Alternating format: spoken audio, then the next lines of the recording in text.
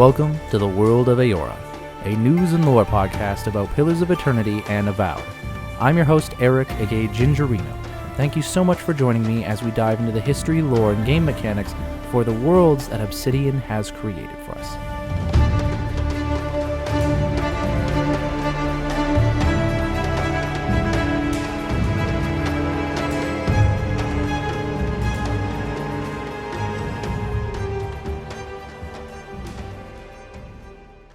Hello everybody and welcome to another episode of the World of Eora. I'm your host Eric aka Gingerino. Thanks everyone for joining me as we dive into another episode focusing on the history, lore, and game mechanics found in Pillars of Eternity 1 and 2 and the game of Avowed.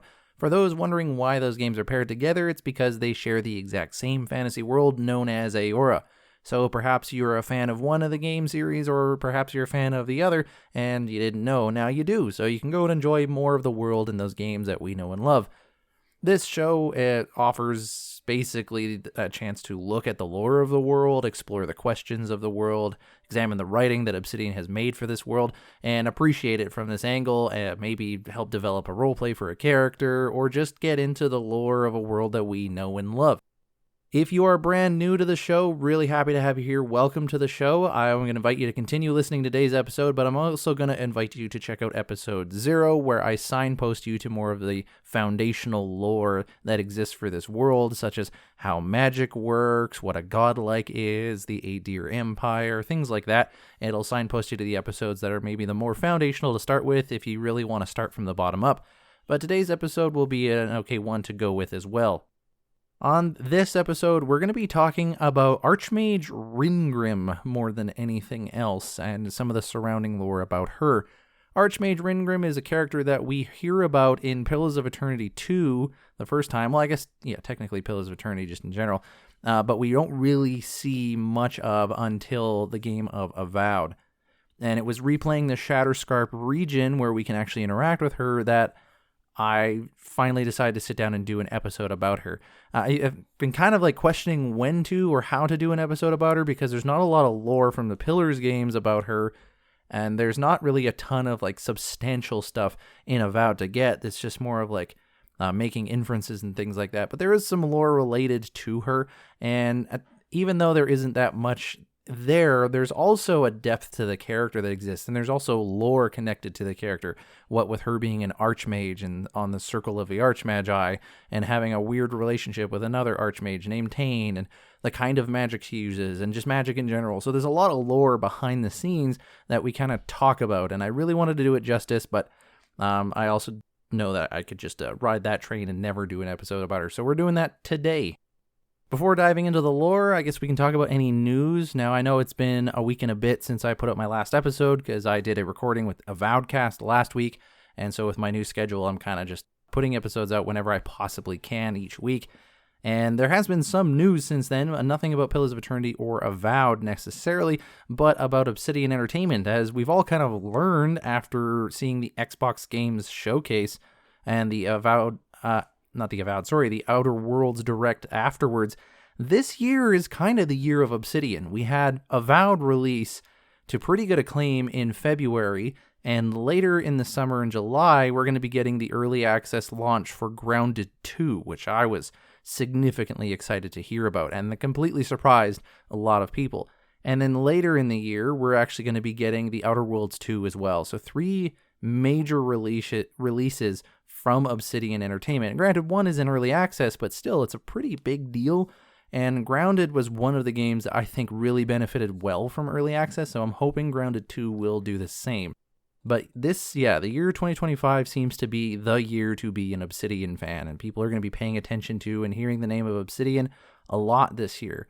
I don't know if that means that there's going to be a lot of dry years between now and the next time they release something, but perhaps Obsidian is working on some smaller game just to release in 2027 or what have you. Who knows? But anyways, that's the major exciting news is there's a lot about the Outer Worlds 2. We learned that there is Grounded 2 and it's releasing in early access in July. I'm going to definitely be playing Grounded 2. Grounded 1 was one of my favorite games of all time. It's the I would take it if stranded on a desert island kind of a game. That's the game I would pick. Love Grounded. So great news to hear if you're an Obsidian fan, and really awesome job everyone over at Obsidian just being able to put out this much, like, this content and this much quality work. Well, I mean, technically I haven't, I guess, played the 2 of 3 games releasing this year, but still, regardless, excellent to hear. And as a fan, I'm just overjoyed about it. So, but with that said, nothing to like dive into about the World of Eora, so let's just get going into today's lore. Half the locals would arrest you for trespassing and the rest would kill you outright. I'm curious, what exactly did you find there? So, prior to the release of Avowed, the only real things we knew about Ryngrim were 2 things. Or I guess 3, I guess, technically speaking. One is that she was a powerful wizard and member of the Circle of Archmage. 2 is that she was the focus of Tayn's intense friendship campaign, Tayn being another Archmage in the Circle of the Archmage. And 3, that she had some spells that had to do a lot with fear and illusion. These are 2 wizard spells called Ryngrim's Repulsive Visage and Ryngrim's Enervating Terror, both of these things having to deal with fear. And so really, we only knew those 3 things about Ryngrim before the game of Avowed came out. Now, that alone is still pretty substantial. I've done an episode on the Circle of the Archmage if you're interested in hearing more about them. Short version being that there is this group of archmages, and archmages being rather significant wielders of the arcane within the World of Eora and esoteric knowledge, so much so that they kind of have this, like, they have their own little faction, and they have their hands in some of the biggest events within the World of Eora, and they might have even caused some of them. They wield magic that not any normal person would ever be able to have access to, so they are definitely in the higher echelons of arcane wielders and the people who understand that kind of stuff within the World of Eora. Through playing Pillars of Eternity, we do get to meet a few of them. In the second Pillars game, we actually get to meet Archmage pretty significantly in the base game. But in the Forgotten Sanctum DLC, we also get to learn about Lengrith and Tayn, as well as a couple other new people to the Circle of the Archmage. Lengrith is also another character that we got from Pillars of Eternity 1, although you do have to have the White March DLC, and Lengrith is a very interesting archmage, trying to deal with immortality in a very obscure way. A lot of the archmages are trying to research or work towards something, and in that pursuit they have developed a lot of really interesting magics to begin with. And they all focus on different types of magic. So, for example, the Archmage Minoletta, who we never actually get to meet, she's known as the Lady of Missiles, and a lot of her evocation magic is usually used in the form of offensive spells like Minoletta's Minor Missiles. And so you'll see a lot of spells that exist within the wizard domain that would normally have an Archmage's name before them, and that's because they are the author of these spells. Now, in Avowed, we don't actually see a ton of that influence because the name is shortened. Like in Avowed, the magic missile is the name of the spell, or minor missile, sorry. But the full title is technically Minoletta's Minor Missiles. There is also spells named after Kalikoth, who is mostly ice-related stuff. There is spells related to Tayn, who we actually hear about when we read some of Tayn's letters that you can find spread throughout the game of Avowed. Tayn, the author of Tayn's Chaotic Orb. And there are some spells made by Ryngrim, the ones I mentioned earlier. So these spells, they not only tell you which of these wizard spells were authored by which archmage, but it also kind of tells you what their specialization is. Each person on the Circle of the Archmage kind of specializing in different types of both esoteric knowledge and also the way that they wield magic. Now, magic in the World of Eora I have talked about before, and I've done an entire episode on, but I will do a little brief synopsis here. And basically, magic is done within the World of Eora by interacting with stuff called essence. And essence is the stuff that souls are made of. Souls in this world are a very real thing, and the souls have a material component, if you will. It's kind of an ethereal component. It's not necessarily as physical as like your body or my body would be, but it is still made of something, and that something is called essence, capital E essence. But essence is found in more than just the soul that you or I have. Essence is also found within rocks and trees and the ambient environment around us and other animals and things like that. And it's also permeated through this kind of in-between state between life and death, literally called the in-between. You have this physical world that you live in here and now, and then there's this place called the beyond, where souls go after you die, and it's supposed to be where the gods are. etc., etc. But there is this little space called the in-between, which is kind of overlaid across our own world as it is, or at least that's kind of how it's presented in the game. I'm not entirely sure if that's exactly how it works, but either way, that's kind of how I've always perceived it. Is it's kind of just like another layer over top of the layer we exist in within the mundane world, and that's the layer that the souls walk through before they go somewhere else completely into the beyond. I might be flubbing that a little bit, but there's a lot of lore to go over, and I'm just trying to summarize it. But there's a lot of essence within the in-between, and a lot of the magic within the World of Eora is interacting with the essence that is within the in-between in some way, shape, or form. When it comes to wizard spells, wizards are basically crafting the spells into a book called a grimoire. And you can see this especially as you're playing Avowed, because you get a first-person look. You can hold the book in your offhand, and if you look at the screen, you can see all sorts of symbols and iconography etched into the book, and it also glows, and it makes, fancy lights and all that when you use it to pull spells out of it. And the book is essentially a go-between between you in the here and now and the in-between where a lot of this essence is. And the book basically pulls essence from the in-between, and as it's getting pulled through the grimoire, it's forming that essence into the shape of the spell that you will then cast at the enemies, or whatever you're trying to do. It doesn't have to be enemies, but regardless, right? You know what I'm saying? So that's kind of what a wizard does, is they're basically just a baseball thrower, except the baseball is a hunk of essence that you pulled from the in-between, and you ran it through the filter of a grimoire to turn it into the specific spell that you're trying to cast. That's essentially what they do. And that's why wizards and archmages can be authors of spells, because they literally have to create the magical filter, if you will, that they can get overlaid into these grimoires so that these spells can be created in the first place. Ryngrim, she must have created at some point the spell of enervating terror, which causes people within an area to envision their worst fears, and they become weakened and terrified as a result. And so Ryngrim would have had to create all of the weird, odd symbols that would be put into a grimoire, and there would have to be some form of, essence laid into it for it to even work in the first place, so that a wizard would be able to have the skill to navigate the instructions and actually pull the spell through that book and launch enervating terror out in front of them.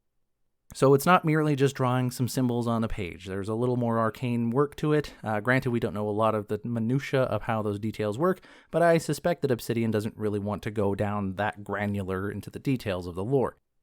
But when you actually look at each one of the archmages, you learn a lot about them through the kind of spells that they have. And when it comes to Ryngrim, her wizard spells, as I mentioned, have to do with fear. I already mentioned the one enervating terror, and then there's the other one, the repulsive visage, which causes the caster's face to become a nightmarish mask of rotting, insect-infested flesh or other unspeakable images of horror, which compels all nearby people to become terrified and sickened. I like to think of this as, the first Batman movie where, what was his name? Cillian Murphy was the bad guy, and he basically would cause people to inhale a gas that would then make them see him as this terrifying person or creature, when really they were just kind of hallucinating.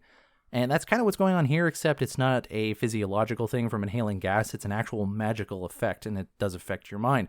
So if you're hit with this repulsive visage spell, you would look at the person who cast it, and you would see nightmarish, horror-esque figures where this person's face is, and that would terrify you, and then you would be less able to do the things you're doing. And that's kind of Ryngrim's MO. This is the kind of stuff that she likes to research and work through. And it's at this point that we can start to dive into more of the lore that we see in the game of Avowed, because we've pretty much summarized everything about her that we can get from Pillars. She's a powerful wizard, member of the Circle of the Archmage. Focus of Tayn's intense friendship campaign. I don't know why I have such a hard time saying that.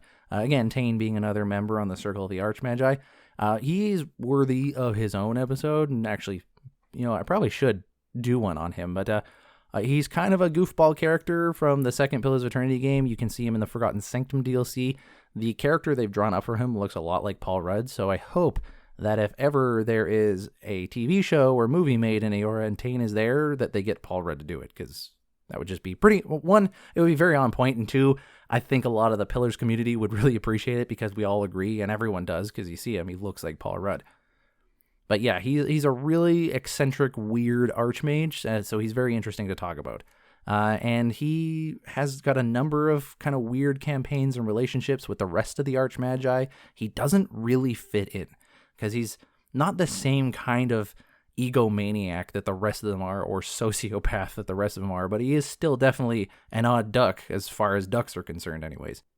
So we'll talk about Tayn on his own some other time, but outside of that, we've pretty much talked everything about Ryngrim from Pillars. So what is there within Avowed that we can say about Ryngrim? You primarily engage with Ryngrim through the quest titled Face Your Fears, and you have to have Yahtzee as an unlocked companion at this point, and she is in fact required to bring along for this part of the quest, because this is part of the mainline narrative. You've reached a point in the game of Avowed where you need to get the help from someone as powerful as an Archmage, and there just happens to be an Archmage here in the Living Lands in the name of Ryngrim. A lot of me and other people within the Avowed community thought that it was going to be Kalikoth because this is an icy area, but it turns out that it is Ryngrim. And I still think that the cold and ice is still a very appropriate thing for Ryngrim to have as a kind of like expression of what kind of person she is and what kind of Archmage she is, because there is like a chill terror that comes with her very personality. And the spells that she uses.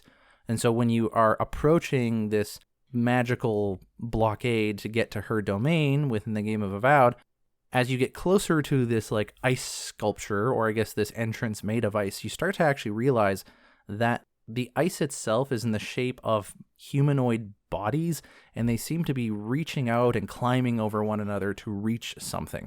And as you venture further and further into Ryngrim's domain, you continue to see these like terrorizing things, like things just to make you feel afraid and things like that.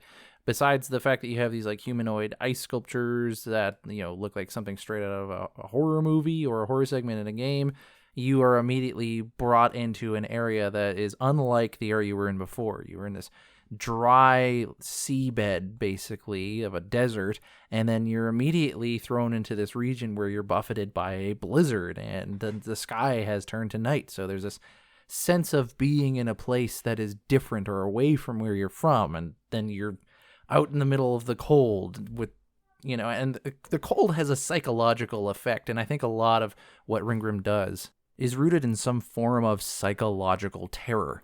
And I think that that's part of the reason that she selects ice and cold and freezing things as part of the terror that she inflicts. And as you continue through Ryngrim's domain, you continue to see these motifs where there are bodies or faces kind of embedded into the wall or into the Adra. And the Adra itself is often like got a red hue to it, which often we see in the Pillars games as being corrupted Adra.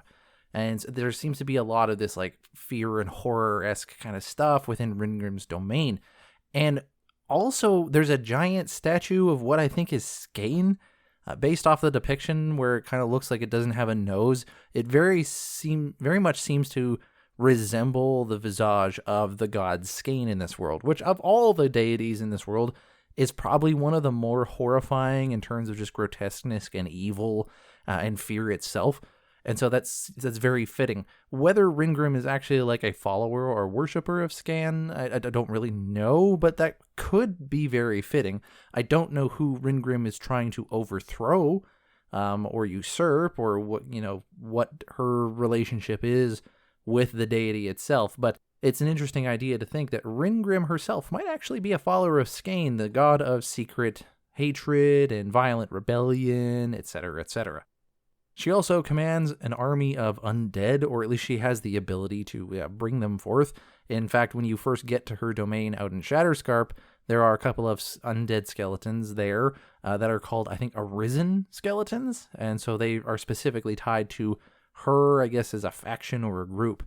And as you're going through Ryngrim's domain, you do get to see this wonderful shot of her floating wizard's tower that is, just defying gravity in the middle of this circle that is outlined by this cave that you're walking through. And it's something majestic to behold, and it shows off her power and kind of her attitude and her stance as well. But she will not let you go to her tower until you first listen to her tell her tale. As you play through this section of the game, she tells this tale of a village that had a statue, and for reasons that you discover as you explore this region and Ryngrim tells her tale through the game that you interact with, you learn that this village was unwilling to restore the broken statue. In parts, it seems to be due to mania in some senses. There's this one person who I think is obviously an illusion, who refuses to relinquish a piece of the statue, thinking that if he does, it will condemn his wife or whoever to death or something like that, which is very clearly like an irrational thought process. But it does definitely tie into the idea of fear and anxiety. I myself am a person who has OCD diagnosed and everything, and I understand firsthand how those kind of irrational thoughts can form. Granted, a lot of people with OCD are aware of the irrationality of the thought, but it's still a difficult thing to let go of because you feel like you're genuinely committing the atrocious act that you're connecting to this irrational thought. And so this person who's like not wanting to relinquish this piece of the statue to let it be restored so that, for narrative terms, we'll just say the curse will be lifted. Him holding onto this piece causes this village to continue to be cursed and to continue to suffer as they do. I'm glossing a lot over what Ryngrim's story is about and what she is trying to teach the envoy character in Avowed. There are a couple other pieces of the statue that we have to gather as we go through Ryngrim's domain, fighting off skeletons and fighting off specters and phantoms and what have you. And the entire time, we're seeing these faces that are etched into the stone walls, and they look like they're screaming, and at one point you even walk through one like a tunnel. There's a lot of things, I think, that exist in Ryngrim's domain that is meant to invoke a feeling of terror, and I think if you were a person who lived in Eora, perhaps it would seem a lot more terrifying than it did.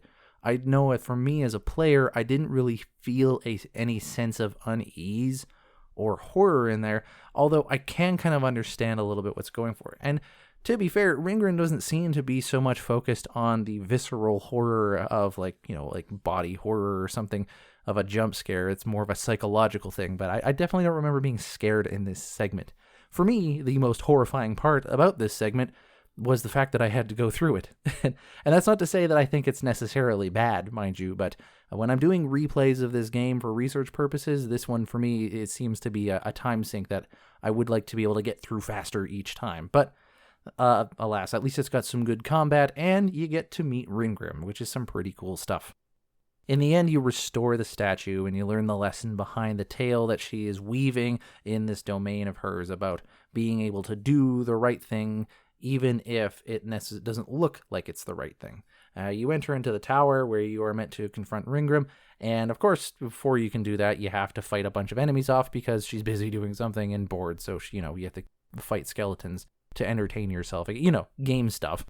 And then after that, you're actually allowed to not only talk to, but finally see Ryngrim, a person who we've only heard about before, but have up until this point not been able to see. When you finally do get to meet Ryngrim, we're greeted with a humanoid person, and it turns out that Ryngrim is actually an elf. If I remember correctly, based off of how they look, she does appear to be a wood elf, which is actually a kind of character that you can create in the game of Avowed, as well as the Pillars of Eternity games, but for sure Avowed. And on top of that, she garbs herself in such a way that she appears like an Archmage.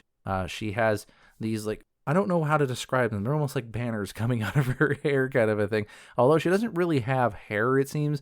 It's almost like she has this cap on her head, and coming out of the head looks like pillars of ice, which might also be meant to look like Audra.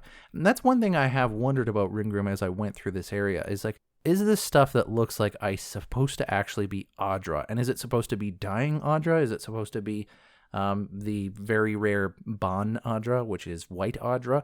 Is that what it's supposed to resemble, or is this actually supposed to resemble actual ice sculptures? And that's something I never actually dove into or could get an answer for, but it definitely does kind of look like the halfway point between both. As well, across her face and her neckline as well, from what you can see, she has these runes and iconography that is drawn onto her skin. It looks like ink of some sort. Now, I don't know if these are just tattoos that resemble maybe perhaps some culture that she is from, or if these are important to her as a person who is an Archmage.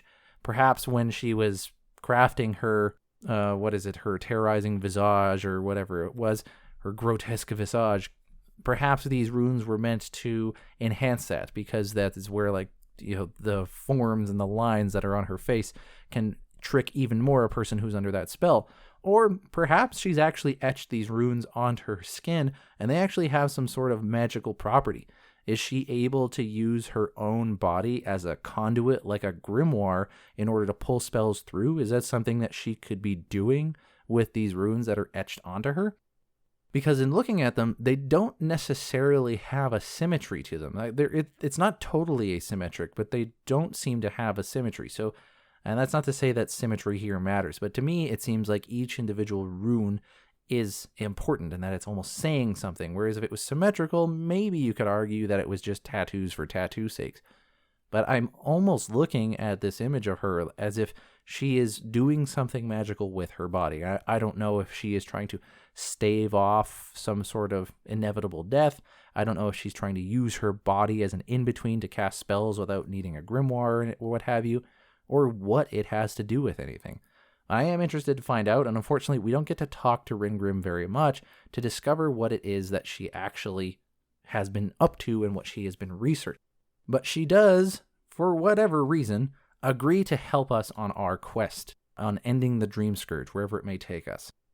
And it seems to me, as well as many other players, that Ryngrim is trying to prepare you, or almost groom you through telling her tale, to have you make a decision that will be tough down the road. I don't know if Ryngrim actually has an idea in her head of what she's going to want you to do, and if she's trying to, influence you to think more like her so she can sway you in that way.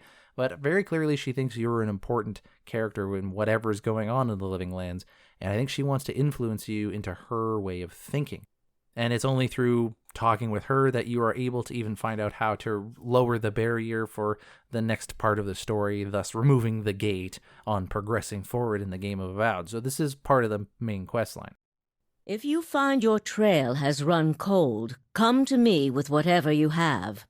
There is much I may be able to do for you. If you take the time to explore Ryngrim's domain up here in the tower, you'll find some interesting things that I think really align with what appear to be a very detached and pragmatic approach to experimentation, as well as things that I think some people would find a little bit terrifying, including a particular area where there seems to be a dissected body, and she was clearly doing experiments or gathering data in regards to it, probably in relationship to the Dream Scourge, which she has taken a very big interest in. And I think that makes sense for Ryngrim, now that I think about it. Me as well as others I've mentioned before, we thought Kalikoth, the Ice Queen, or whatever you would want to call her, was going to be the Archmage here. But Ryngrim, the Archmage of Terror, makes a lot more sense when you think of the Dream Scourge being a really important part of the game of Avowed. The Dream Scourge is literally described as being like a waking nightmare, where these people's souls are literally like overtaken or infected as if they were stuck in a nightmare, and they're living that nightmare out in the world around them. They are, for all intents and purposes, dead, but this Dream Scourge is keeping their body alive and living in this kind of nightmarish hellscape that only they might be able to see. I'm interpreting a little bit here, but it is definitely something that you would hear about in a horror story. And so to have the Archmage of Terror be here to investigate this very horrific thing is pretty appropriate. And honestly, I feel like if I thought about it a little further, I might have concluded that Ryngrim is the Archmage to have here. And I'm sure that might be the reason why Obsidian chose her more than anyone else, because of the terror and the horror that is in line with the Dream Scourge being here in the Living Land. There's some interesting things that we can read as we explore through this room within the Tower of Ryngrim, some consequential and some not so much. For example, in the latter category, we learned that Ryngrim is not very good at music and finds it, rather unnecessary. There's a note called Dusty Note, which is described as being angrily scrawled and written in Ryngrim's handwriting. It has a few musical notations on it and a doodle of the Archmage looking infuriating. And she writes in this note, "Music, not worth it. 20 years of practice, and I still can't play worth a damn." So for whatever reason, she does feel the need or desire to learn music. I'm not sure why. Perhaps that's just the the very elven part of her, the very human or elven part of her, however you want to describe it, where she wants to learn music, but she's just not good at it. So, kind of useless trivia, but there you go, more lore about the world. Ryngrim wants to learn music, spent 20 years trying to learn how to play, couldn't do it worth a damn. There are a number of other notes and documents that you're able to read, mostly musings on Ryngrim's part. And in reading some of these things, we can kind of get a little bit of like hooks within the lore and the world building that kind of leave us questioning things, at least for those of us who are familiar enough with the world. Well, for example, ruminations on the hand occult, a note that you can pick up, reads, "The hand occult appear to be hiding something, although in all honesty, I'm beginning to lose interest in figuring out what. Their information is scant, their representatives few in number, and there are only so many decades one can spend scrutinizing a single cipher before one grows bored. But I wonder why they've been so careful about their documentation. I appreciate good note-keeping as much as the next scholar, but their obsessiveness feels entirely too purposeful. Maybe I'll pick up on this in a few years." So aside what we can learn from the hand occult here, or speculate perhaps about the hand occult, we can also learn that Ryngrim has a very longevity kind of focus, saying that she might pick this up again in a few years. And I suppose if you're an Archmage and you've learned how to elongate your life unnaturally perhaps, then maybe you have nothing but decades or centuries that can go by, especially if you're already an elf and you can live a little bit longer. But the hand occult, for those that are unaware, is a cult that is aligned with the god Wal, and they're essentially a bunch of enigmatic librarians. They like to control the flow and release of esoteric knowledge within the world of Eora. So they try to hide big secrets from the world or reveal big secrets to the world, and they try to catalog and record absolutely everything. And it appears that they are hiding something, and I guess Ryngrim is thinking about something specific, and she's not sure what it is that they are hiding, or why they have so much care in their documentation. To me, as a lore nerd, this is a very interesting thing because it makes me wonder, what is it the Hand Occult are hiding? Is this in reference to something that we learn in the Forgotten Sanctum DLC from the Deadfire, or is this another secret entirely? I don't really know, and of course we can't ever actually know, but it leaves me wanting more, and Hand Occult have always been interesting to me, but I have an obsession with Wal, my favorite deity of the deities in Eora. Ryngrim spent some time studying Delimgon creatures, which is a type of creature that you face off with. I believe you first encounter them in Emerald Stair, especially, but it seems that Ryngrim was studying one of them to see if there was a connection to the Dream Scourge to them, which she concluded there wasn't, and that was kind of odd to her. And we learned that Ryngrim has also been involved, albeit in the background, in some rather large events that have happened within the world. When reading one of the notes called Peace and War, we learned that she was rather close to a historical figure within the history of this world. It reads, "Sometimes I wish I hadn't left Admeth's company so early. I would have told him I was wrong, that he had a point about his drawing one's line in the sand. He was an example to his people, both in metaphorical and the literal sense. I suspect Adir regrets Admeth's death with how it transformed him from a man to a symbol. The war would have ended differently had they courted him to their side. I suspect. I'm glad they failed to realize that, and I am glad that Admeth's legacy remains." So this is an interesting moment because it shows a little bit of almost humility that Ryngrim would have, where she was willing to admit to this person that she knew in the past that she was incorrect about something, that there is a point to drawing a line in the sand, which is very fitting with what we're experiencing at this point in the narrative with Avowed, of Ryngrim drawing a hard line of, this is where I stand on this particular issue, and I want you to think the same way as me. The history that she's mentioning here, specifically around Adir regretting Admeth's death and how it transformed him from man to symbol in regards to a war, this is referring to the War of Defiance, I believe, or at least leading up to the War of Defiance, something that you get to talk about a little more extensively in the First Pillars of Eternity game, as it has to do with the immediate history of that setting. Long story short, the Dyrwood, which is the setting for the First Pillars game, was a colony of the Empire of Adir, Adir being the nation that you, the Avowed player character, come from.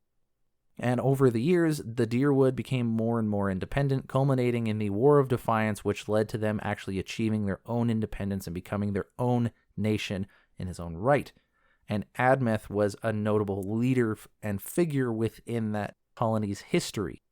His death was an important martyrdom or a symbol that kept that war going. And perhaps if they had left him alive and even convinced him to join their side, things might have been a little different for Dyrwood and Adir. We also have some head nods to players who have gone through previous Pillars of Eternity games, and specifically in the case of the second game, Deadfire, there is a note that is titled Speculations on the Rowatayans that kind of talks about something that we, the player characters from those games, might remember. It reads, "History tells us that the people we now call Rowatayans emigrated from the Deadfire archipelago after a massive cataclysm shook the region. But I do not believe this to be the result of any natural disaster. The Huana tribes had, and have, safeguards to protect themselves from even the worst storms and volcanic eruptions. Sanctuary Isles, fleet of rescue ships, and a culture of resettlement, to name a few. So what, I wonder, could scare so many of their brethren away, and where can I get my hands on it?" A rather fitting end in that note, where she is wondering how she can get her hands on something that inflicts terror in people, that it could literally cause them to leave their homelands and settle somewhere else that is really hostile towards being lived in. And that is to talk about the Rowatayans versus the Huana. So to give a little context for those who might not know, the Deadfire Archipelago, region within this world, and that's where a lot of the Huana tribes live. You do get to see a Huana person in the Dawn Shore right as you go into the Aethys temple. There is a Huana woman out there arguing with an Adiran guard. The Huana tribes that live in the Deadfire Archipelago are an ancient society. They've actually been there for a very, very, very long time. But a very, very, very long time ago, there was a split in the civilization that was there in ancient past, and a large group of the Huana tribes people left that region and settled in the area that is now commonly known as Rawatai, at least in the present age. And that's where the Rowatayan Empire comes from.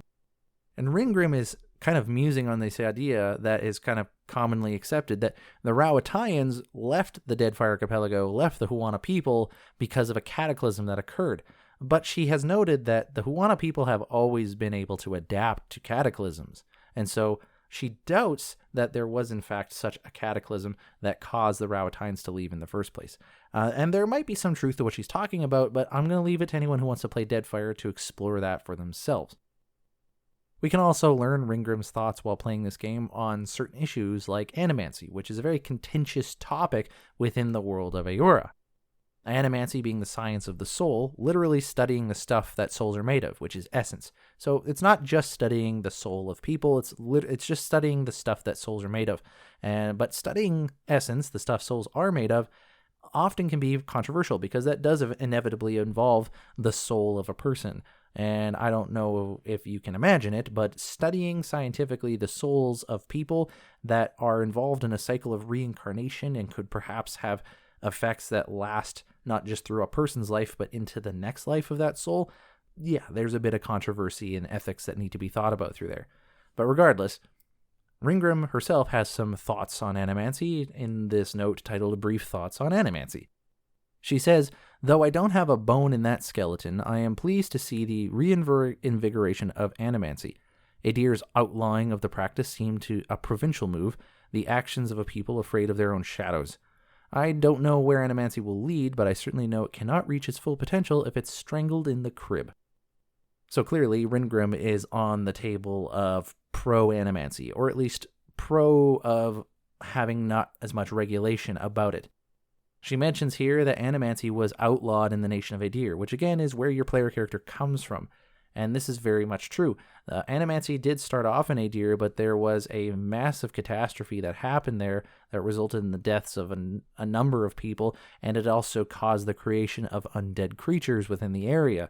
And so animancy was, with that as the excuse anyways, outlawed entirely, though I do believe that there are some other ulterior motives to that. It's not something that we necessarily get to explore.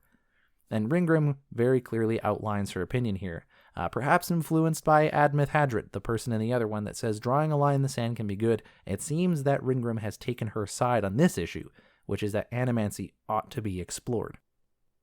And while I'm on that note of Admith Hadrit, a person from the Dyrwood, there is other history in that region that Ryngrim has opinions and thoughts on, such as the Saints' War. Saints' War is something that happens before the events of Pillars of Eternity 1, but it's an important historical moment for the context of what has been going on in Pillars of Eternity.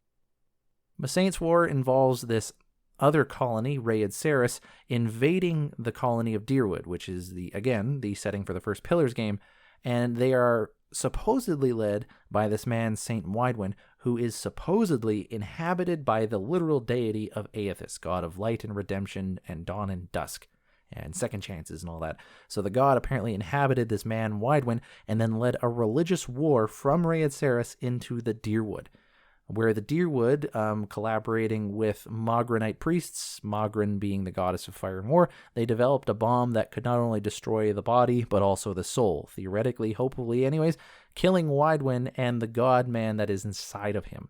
At least that's the idea behind the Saints' War, and those are some of the events as they are recorded. Ryngrim's thoughts on some of the matter here in this note says, Saint Widwin was venerated as a holy person, but honestly, the man was a bit of a dick.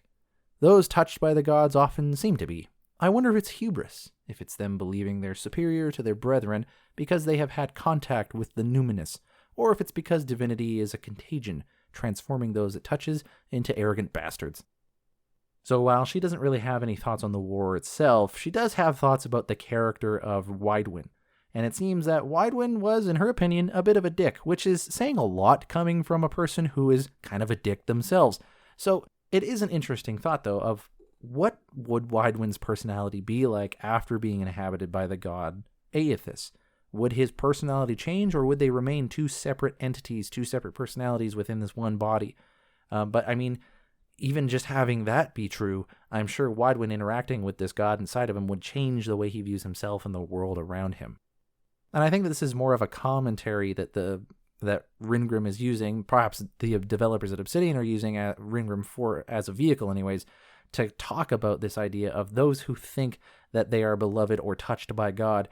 Is this a social commentary on people who think they are on divine missions? Do they turn into a bit of a dick? I can say as a person who is involved in faith communities that can sometimes be very true. Don't get me wrong, I don't think it's just religion. I think it could be anyone who thinks that they are superior to others in any other way, and you have other ways of doing that. You can think that your philosophy is the best. You can think that your political ideology is the best. You can think your diet's the best, for goodness sakes, or that your screen name is better. I don't know. People get in fights over superiority for the dumbest of reasons. But religion has been one of those tried and true methods for a very long time where it can be a little more dangerous because you can think that you literally are divinely appointed for certain things. And maybe that arrogance gets to your head because we're humans, and we become dicks when we're a bit arrogant. So, I don't know, there's some social commentary going on there, but there it is. On a perhaps lighter note, well, not really. Actually, this next thing I want to say is not actually lighter, but it is locked within the fantasy world of Eora, and so perhaps it's lighter in the sense of it's not actual social commentary for our real world. But as far as content goes, it's actually a little bit dark because there's another note you can find called Wicked Dreams. Wicts are these creatures that exist in the Pillars of Eternity world that started in the Dyrwood. Again, setting for the first Pillars game. For those who might want to read up on it, the major crisis that's going on during Pillars of Eternity 1, much like how in Avowed, the Dream Scourge is the major political crisis, but in Pillars of Eternity, the major political crisis is the Hollowborn crisis. And that crisis is quite literally people being born with no soul. And so you have these children who are being born soulless.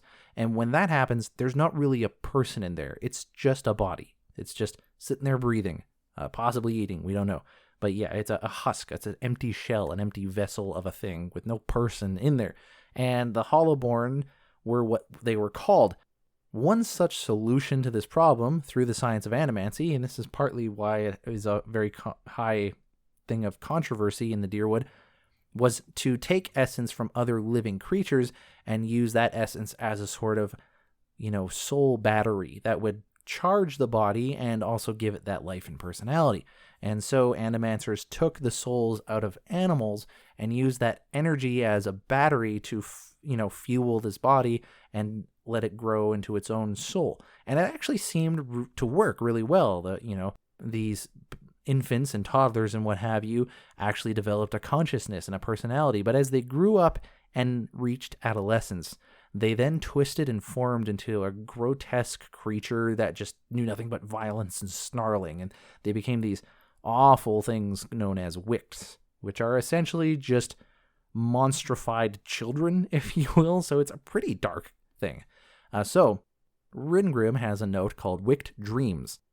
So I can only imagine what monstrified children dreams must be like, but this is what she has to say. Conceptually speaking, wicks sound ridiculous. Little furry-eared Orlan girls transforming into monsters. Surely it'd be adorable. The reality is much a dour thing. I wish more could have been done for the wicks, and that the dear Woodens would have listened to reason, but fear creates monsters of everyone, including those who should know better. So she doesn't have anything to actually say about the dreams of wicks necessarily, but she does seem to have an opinion on whether or not they should have pursued this process in the first place. It almost sounds like she has a personal, vetted interest in this, that perhaps she warned someone not to do what they were doing, but desperate perhaps for an answer on how to get their children to have souls again, they pursued this solution that led to a disastrous output.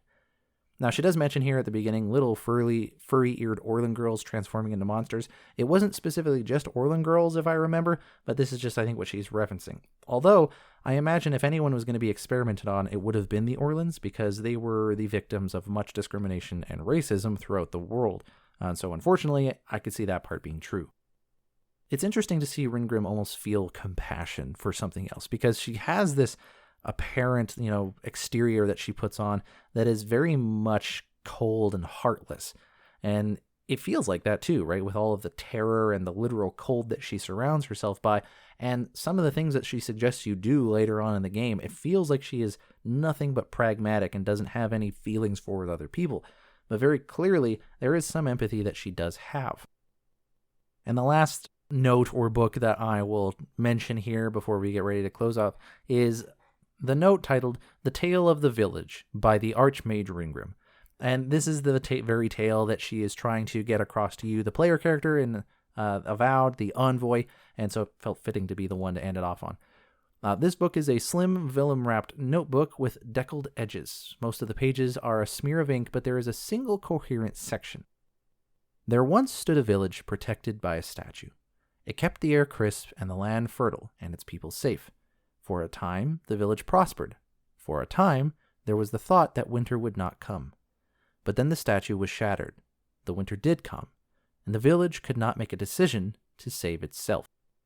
Scribbled in the margin next to that paragraph is what appears to be a critique left by the author. I probably should have made that rhyme. Oh well. So this very clearly seems to be a rough draft of some sort of parable that she is creating to get across this message. That message really rings out at the end of it. The village could not make a decision to save itself. And when you actually go back and you look at these other things that she has ruminated on and thought about, there is kind of a connective tissue, at least between some of them. You think about her interactions with Admeth Hadrit and the fact that he said that sometimes it's good to draw a line in the sand, and that has to do with making a decision. And ultimately, Admeth Hadrit drawing a line in the sand might have led to decisions that caused the Dyrwood to actually achieve its independence, because he was unwilling to be moved from that decision.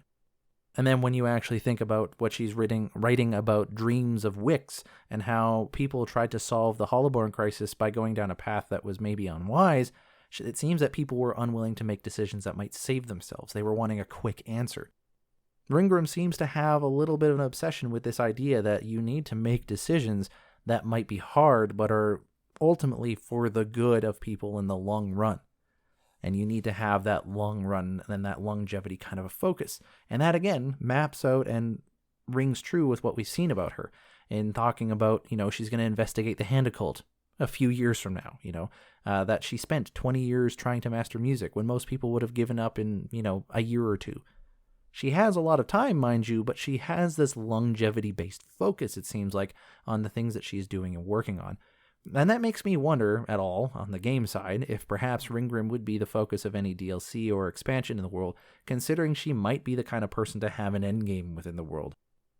But that is the person of Ryngrim, the Archmage, and some of the stuff we see in-game from her. And granted, we don't have a ton, but we do get a little bit of a glimpse, and a little bit more when you actually start to pick beneath the surface.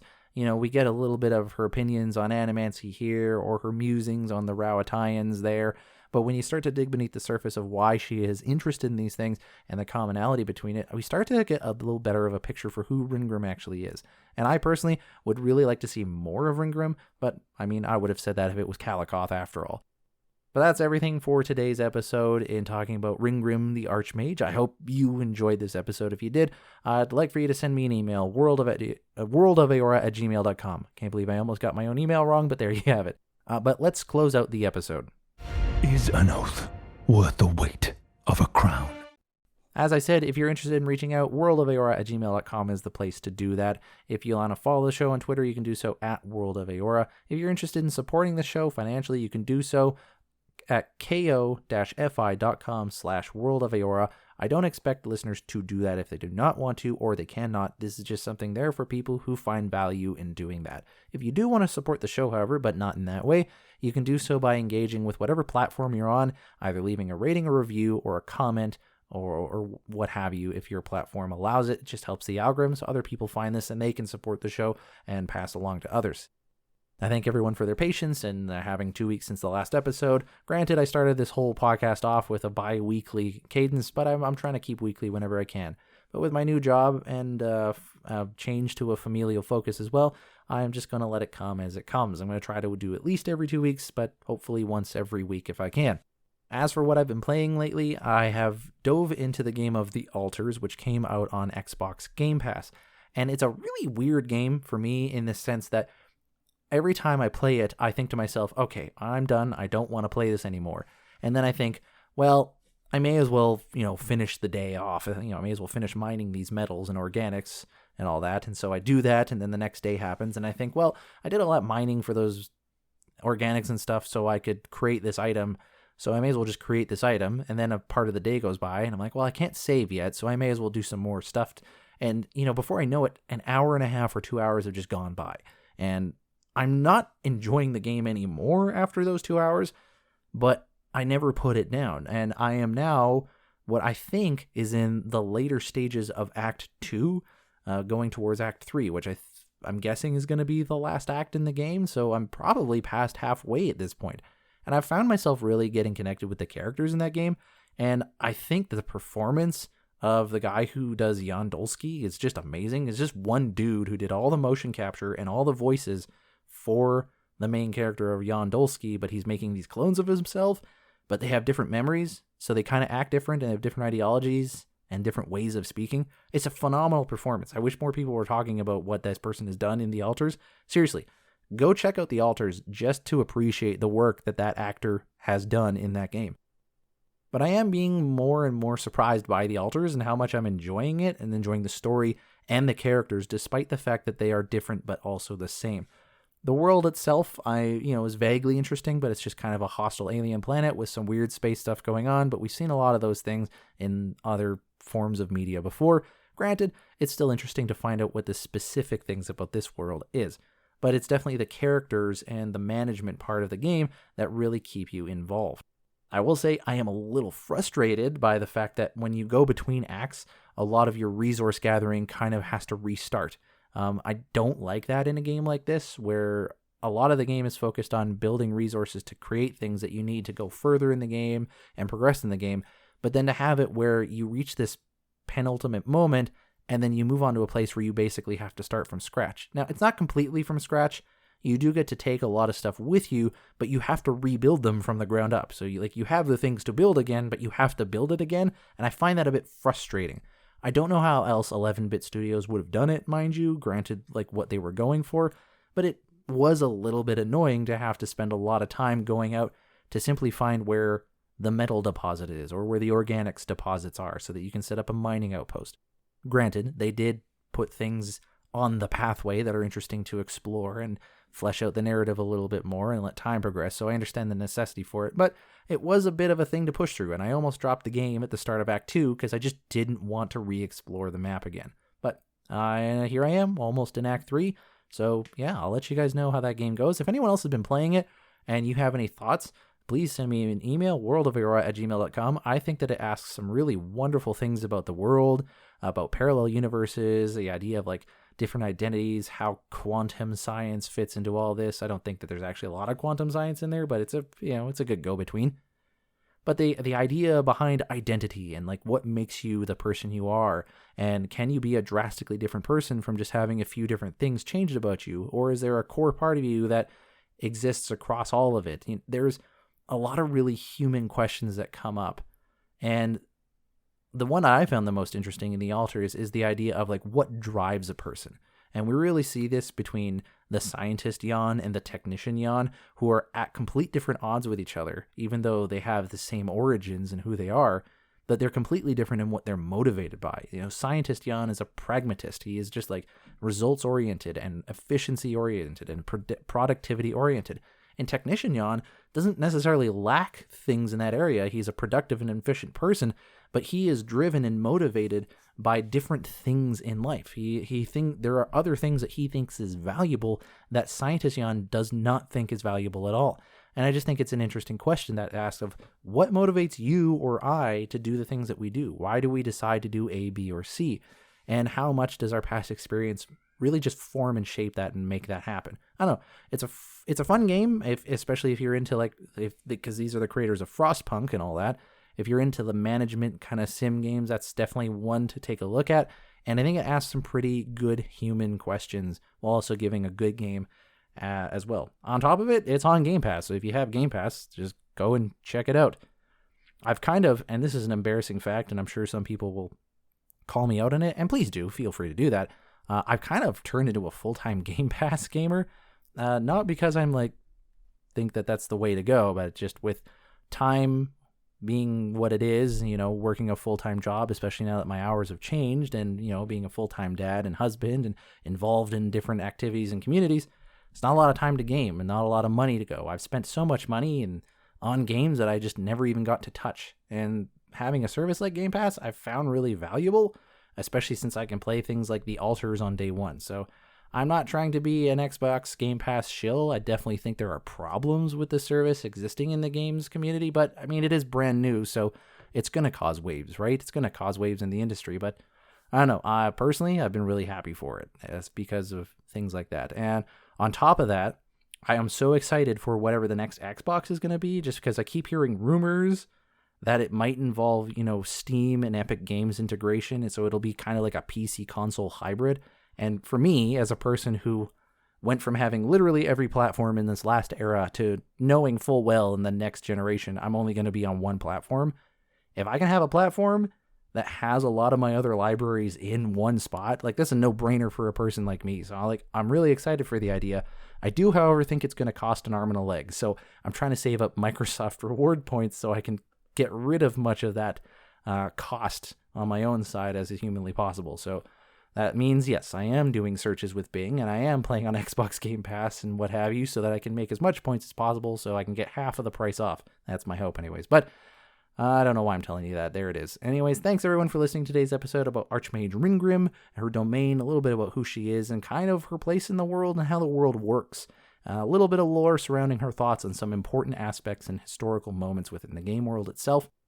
As always, I hope you enjoyed the game, and it's always been fun to dive in a little bit more into the world that Eora is, that Obsidian has created.